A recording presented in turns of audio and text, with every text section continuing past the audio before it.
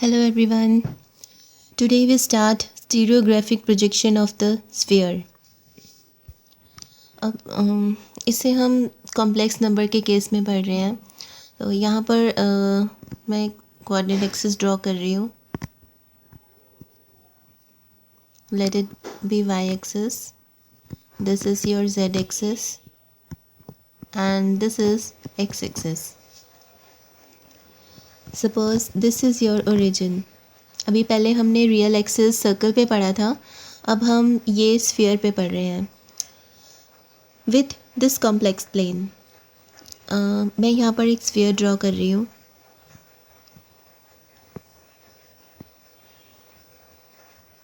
इसको as a sphere ही समझना, circle मत समझ लेना.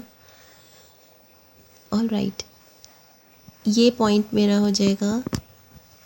क्योंकि ये z एक्सिस है तो x और y कोऑर्डिनेट तो ज़ीरो हो जाएंगे. सो दिस इज़ 0 0 एंड 1. ठीक. और इस कॉम्प्लेक्स प्लेन में अगर मैं कोई कॉम्प्लेक्स नंबर पॉइंट लेती हूँ, जैसे हमने वहाँ पर रियल एक्सिस पर a0 लिया था, तो अब ये कॉम्प्लेक्स प्लेन है, ये हमारा एक्स वाई प्लेन है. तो इसमें हमारा पॉइंट कैसे होगा? This is a1 b1 zero, because z coordinate यहाँ पर नहीं है, ये सिर्फ एक्स वाई प्लेन है. तो यहाँ पर पॉइंट मेरा इस टाइप का होगा.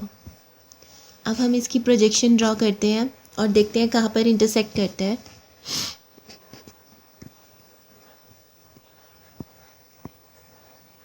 ये मैंने इसकी प्रोजेक्शन ड्रॉ कर दी. So this is intersecting on this sphere और ये पॉइंट आप ले लो x1 y1 एंड z1.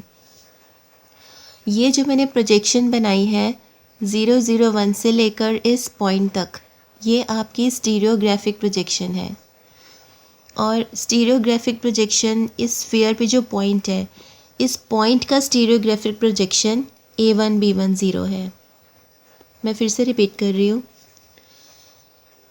इस 0 0 1 से जो प्रोजेक्शन बनेगी इस कॉम्प्लेक्स नंबर तक, that is your stereographic projection.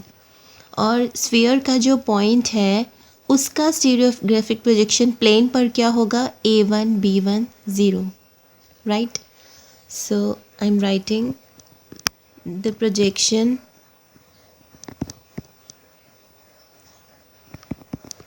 from the point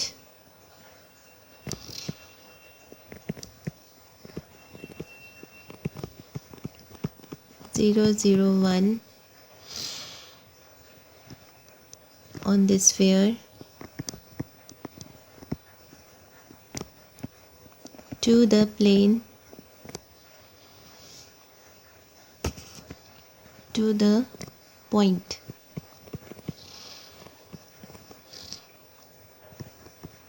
a1 b1 zero. जो पॉइंट कहाँ पर है? On the complex plane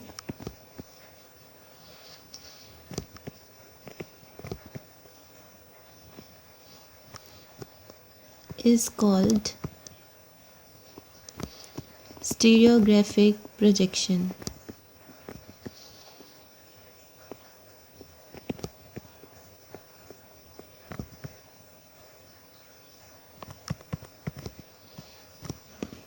All right. And the stereographic projection of this point on the complex plane is a1 b1 zero. All right. We also know that equation of this square क्या होगी? equation of sphere is, इस equation को हम use करेंगे points की association के लिए. That is X square plus Y square. क्योंकि ये यूनिट स्फीयर है, so this is equal to 1. ये इक्वेशन है इसकी स्फीयर की. All right. अगर आप अब कॉम्प्लेक्स नंबर हमने इस जेड प्लेन में स्फीयर के अंदर लिया है. अगर मैं स्फीयर के बाहर लेती हूँ कॉम्प्लेक्स नंबर, सपोज़ मैंने यहाँ पर ले लिया. अब इसकी प्रोजेक्शन देखते हैं कैसे है.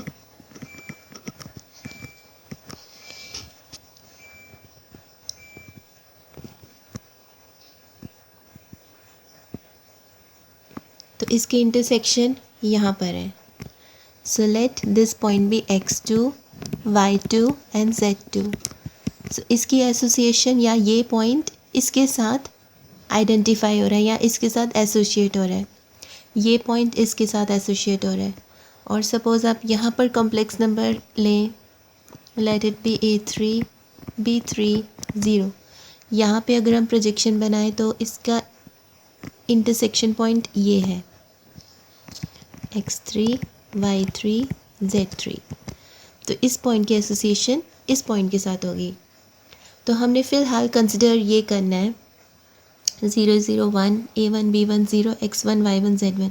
ये प्रोजेक्शन देखो, ये तीनों हमारे पॉइंट्स एक स्ट्रेट लाइन पे हैं। ओके,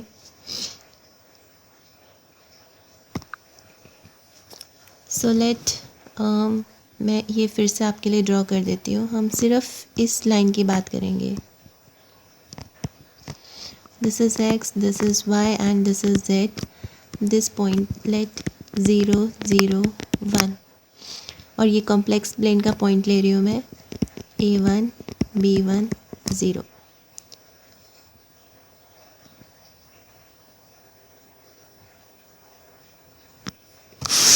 हमने इसकी प्रोजेक्शन देखनी है। ये मैंने ड्रॉ कर लिया यहाँ तक। This is x1 y1 z1। सिर्फ इन तीन पॉइंट्स को देखो, ये हमारे स्ट्रेट लाइन में आ रहे हैं। Okay, so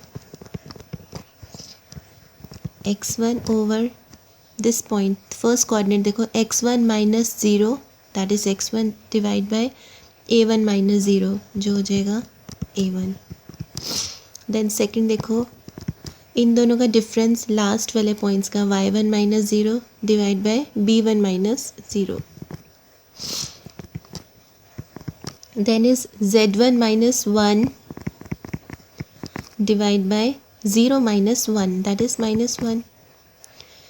Let this is equal to r. R is some scalar.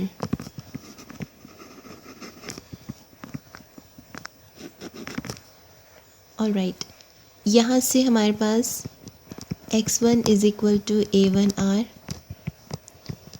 y1 is equal to b1r and z1 is equal to 1 plus 1 minus r। ये हमारे पास x1 y1 z1 की वैल्यूज़ आ गई हैं। अब मैंने आपको पहले बताया था कि हमने स्फीयर की इक्वेशन को यूज़ करना है। तो we know that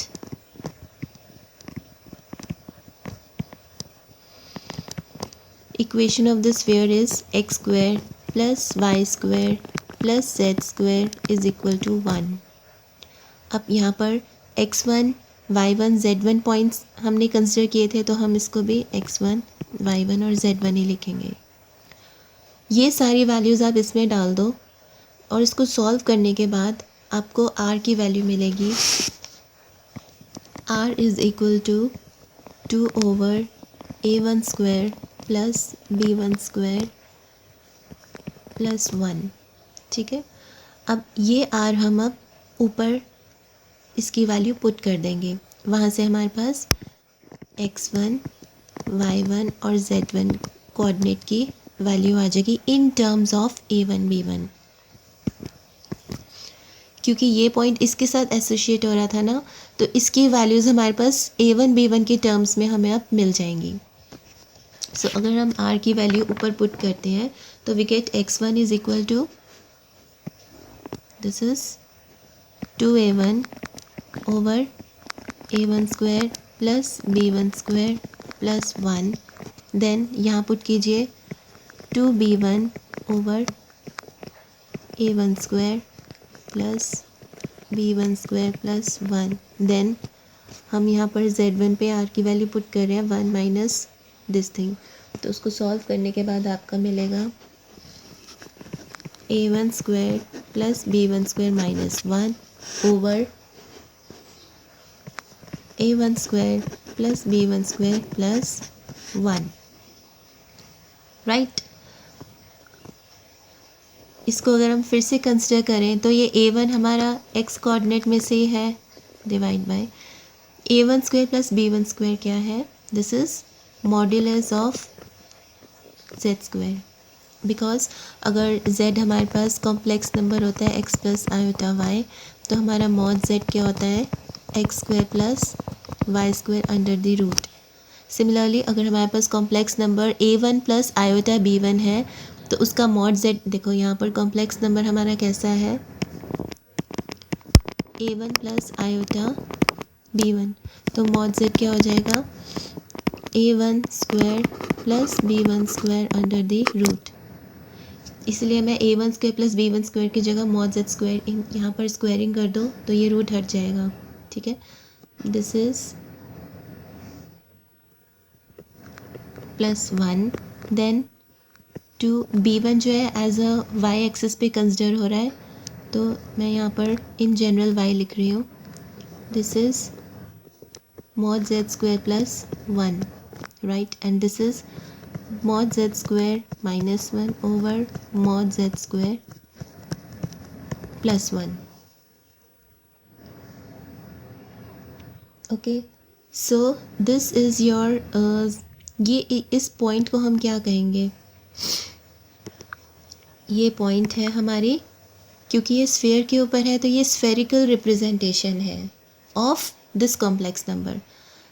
So this point is the spherical representation of complex number.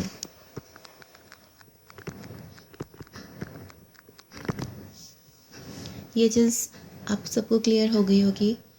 Next, अब a1 b1 पॉइंट ये कैसा होगा, आप इसी इक्वेशन से देखो, ये वाली यहाँ से आप देखो x1 ओवर a1 और इसे कंसिडर करो। दिस a1 विल बी, अगर हम इन दोनों को सॉल्व करेंगे, ये फर्स्ट वाला और ये सेकंड, इन दोनों को सॉल्व करके हम a1 की वैल्यू देख रहे हैं और उसके बाद इन दोनों को सॉल्व करके हम b1 की वैल्यू फाइंड आउट कर रहे हैं।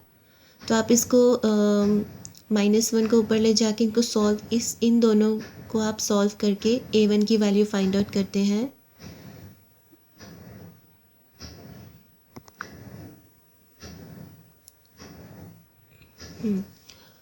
नाउ यहाँ पर मैंने इसकी डेफिनेशन लिखी है स्टीरियोग्राफिक प्रोजेक्शन की और स्फेरिकल रिप्रेजेंटेशन, जो मैंने अभी अभी आपको बताया। अब a1 की वैल्यू क्या होगी, a1 is equal to x1 over 1 minus z1। वो जो दो मैंने आपको टिक मार्क किए थे उनको सॉल्व करके ये वैल्यू आएगी। और b1 is y1 over 1 minus z1। तो ये हमारे पास कॉम्प्लेक्स नंबर, तो हमारा कॉम्प्लेक्स नंबर अब कैसा है, z is equal to a1 plus iota b1 which is equal to x1 plus iota y1। Base तो हमारा सेम ही है, 1 माइनस z1। तो ये हमारा कॉम्प्लेक्स नंबर मिल गया x1 y1 z1 की फॉर्म में, ठीक है। ऑल राइट, नाउ अब जैसे कि हमने सर्कल में पढ़ा था, यहाँ पर भी हमारे जितने भी कॉम्प्लेक्स नंबर प्लेन में हैं उसकी हमारे पास 1-to-1 कॉरेस्पॉन्डेंस हो रही है इस स्फीयर के ऊपर जो नंबर्स हैं उनके साथ, ठीक है। तो देयर इज़ उस 1-to-1 कॉरेस्पॉन्डेंस के लिए अगर हम एक फंक्शन बनाते हैं,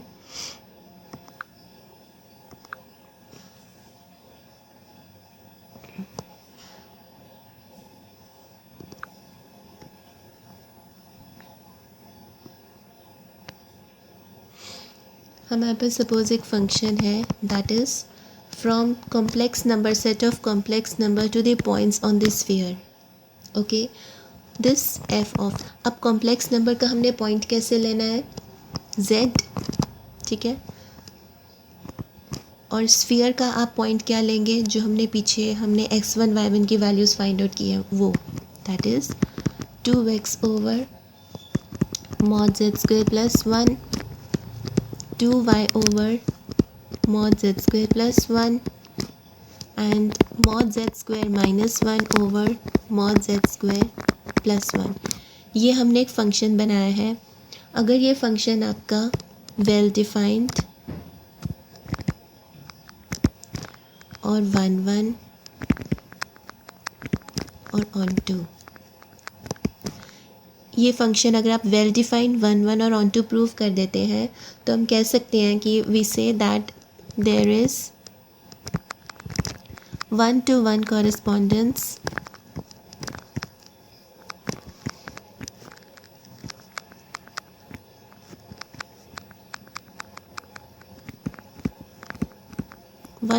correspondence between the points on the complex number system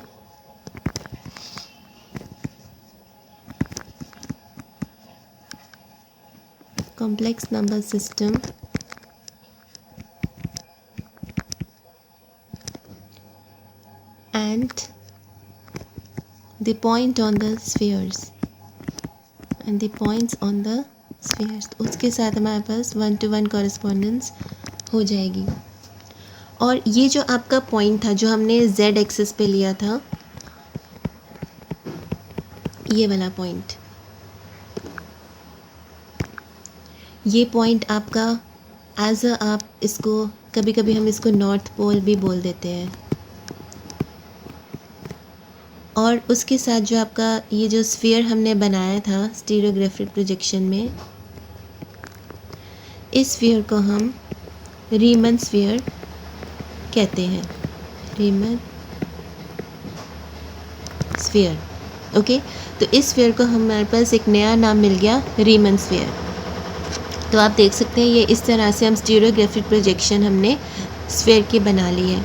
well defined 1-1 on to जो है, आप अगर आपको इसका प्रूफ चाहिए तो मैं इसको रिक्वेस्ट नोट पर इसका प्रूफ आपको बताऊंगी। Thank you everyone.